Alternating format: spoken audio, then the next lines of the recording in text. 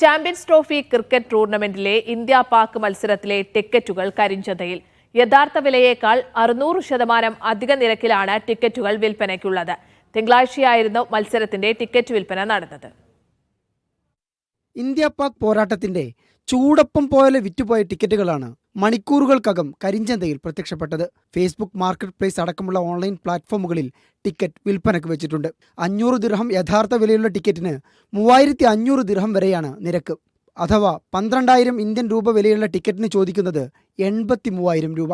തിങ്കളാഴ്ച വൈകിട്ട് UAE സമയം 4 മണിക്കാണ് അന്താരാഷ്ട്ര ക്രിക്കറ്റ് കൗൺസിലിന്റെ വെബ്സൈറ്റിൽ ക്രിക്കറ്റ് ആരാധകർ കാത്തിരുന്ന പോരാട്ടത്തിന്റെ ടിക്കറ്റ് വിൽപ്പന ആരംഭിച്ചത്.